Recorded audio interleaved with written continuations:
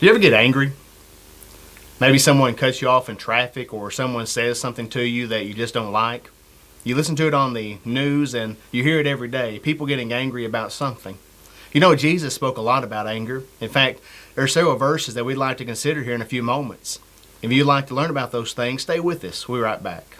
You're watching Timeless Talks, timeless subjects, information for life. You know, it seems today that the media, the world is just angry about everything. And we have a righteous anger, right? There's some topic that we feel very dearly about that is wrong, and so we're mad about it, and then we think that's okay. But it's interesting because in the text that we're going to look at today, you know, Jesus talks about our anger and talking about that higher righteousness. Mm-hmm. And I think that's it. When it comes to anger, I think he really flips it on our head about the danger of anger. Right. And I think so. In fact, our text is going to be in Matthew chapter 5.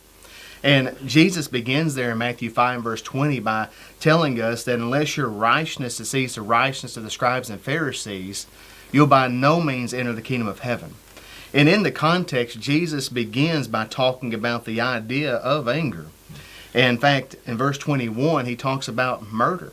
And then he dives right into verse 22, speaking about, however, but I say to you. And he talks about that idea of being angry with your brother without a cause. Yeah. And in this whole section, you know, it starts out, you say, the righteousness of the Pharisees. For us, I think we think about the Pharisees and we think about the bad guys in the New Testament. But in their day, they were considered to be the utmost people. You know, they were the highest standard people. So when Jesus is saying that, he's not like saying, you know, unless you're better than the worst people. He's really saying when you're best, what they would consider the highest people. Mm-hmm. And then when it comes to anger, it pushes that stand. You know, he lays out, here's the standard everybody accepts, which is basically, as long as you don't kill the guy, you're fine.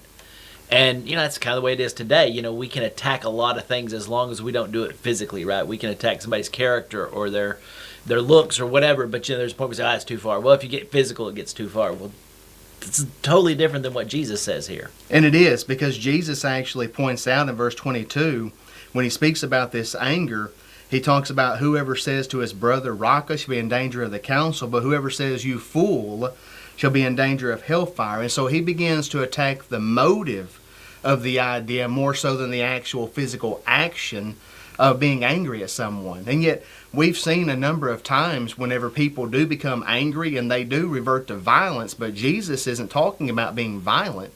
He's talking about just thinking about the idea, and he equates it with the idea of murder. And that's interesting because of that. Now, in that passage, he uses a couple phrases there that I think are kind of different for us. Where he talks about, you know, you fool and Rocco, which we don't think of as common insults today.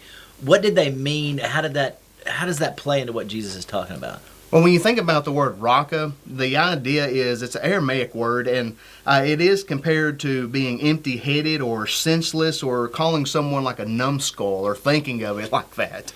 It expresses contempt for one's head.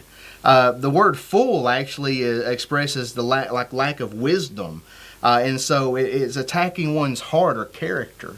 And so it boils down to both ideas being expressed here, but it really is the idea of whenever we speak to someone and we have such contempt for them that we view them as a fool or empty-headed or, as was said, a numbskull, or we might say a knucklehead. Yeah, well, you know, my first thought when you were saying that, though, is, you know, go read some YouTube comments and what people, you know, it's that instantaneous, you're an idiot, you know, that it like I say, attacking the person for a statement or even a, you know, misspeak or something. It's that real quick to just rip them apart. Yes. And, you know, in our modern discourse, that's kind of we almost sometimes people view that as we like that guy, right? He tells it like it is. But what Jesus is saying here is it's really making you a worse person, and I mean, it's putting you in danger of hell. Yes. In fact, there at the end of verse number 22, he speaks about the idea of hellfire is the idea of Gehenna. It's the valley of Hinnom, and in Jesus' day, it was a garbage dump. It burned night and day. Not a pretty picture of someone who just is thinking about someone in such a nature of that, like you were saying with individuals on the internet. We see that on Facebook. I mean, someone makes a statement, and the first thing you read about is how angry it made someone. and they attack the person instead of the argument, even in that. And what's funny is we have turned that into a righteous anger. We're mad, and it makes us noble. Whereas Jesus says here, your anger is destroying you. And, he used that Gehenna, which, as you said, that a smoldering pit. And you think about how anger smolders in people and how we get mad about something, but it usually doesn't go out. We may flare up, but it'll still sit there smoldering. And all it takes is one little thing, even maybe something totally unrelated. Everybody's been that way before, where you got mad in traffic and then you walk home and your wife says just the wrong thing and you snap at her, or your kids do something, you snap at them, because that anger has been there. And I think that's all this passages we see. Jesus is focusing on the inward heart rather than the outward appearance. And that's the difficult part, is when we have that inner anger, it starts to corrupt us. Mm-hmm. And it's interesting because he'll go on to talk about how it affects our worship. Absolutely. In fact, when we get to verse 23, it really boils down to, if the things are not right inside of an individual, one's worship will not be accepted. And so he talks about, if you bring your gift to the altar, if you go there and you remember that your brother has something against you, if you what are you to do? Yeah. I've heard a lot of good excuses for missing church. Somebody, they were sick, their car broke down, or whatever. I've never heard anybody use the excuse, but if you talk about a biblically valid excuse, it is right here, is, hey, so-and-so, we had an argument, and I had to go, before I could come worship, I had to go settle things and make it right with him. And, a lot of people bring their grudges to church. They'll bring them and have them sit there. And, I mean, I think this is such an important point for us, is that we can't go to God until we've gone to our brother. We can't expect to go to God and give him what he deserves when we have this hatred smoldering in our heart, and this anger. It corrupts us, and it keeps us from God. And that's really, I think, the heart of what Jesus is hitting at here about our anger. Yes, it is. And there's many people that hold grudges against someone, and they'll hold them until more or less the very end. Family feuds have went on for years because of anger. In fact, as Barry was mentioning there in verse 24 especially, Jesus says, first, you need to be reconciled to your brother before you ever think or want to come before God and worship to him. Yeah. And yet, so many times we go through our lives holding grudges against others, holding anger in our hearts, and yet we put on an outward facade of everything being fine. And that's really what Jesus is boiling down to here with the idea of anger and where it actually originates. And it begins in the heart. And in fact, when it comes down to the Pharisees, the scribes, you remember he said, unless your righteousness exceeds theirs. Well, the Pharisees would go around going, I love my brother, but he actually hated his guts. And that's really what it boiled down to.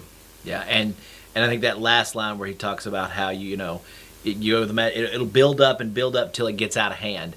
And once it's out of hand, you're really going to pay. That you're not to be paid that last cent. You keep anger around long enough, it will boil over and it will cause tremendous damage. And that's why Jesus says, stop it at the source, stop it in the heart. Don't hate your brother. Absolutely. Anger is a dangerous attitude. It's something that each one of us has to work on because it can easily swell up inside of us. If you'd like to learn more about this idea of anger, there's a number on the screen that you'll be able to contact us by. You can text, which is probably best, and we'll get back with you. There's also a number of other resources on Timeless Talks that you can associate yourself with so that you can have more information about this topic and many other Bible topics. Yeah, don't forget our contact page. You can click on the links that are there, or follow any of the numbers to follow up on this information. There, like I said, there's lots of good resources, not only about the danger of anger, but how we can handle our anger and why we should be careful with it. And also be sure to sign up for the free newsletter. You'll be glad that you did. Have a great day.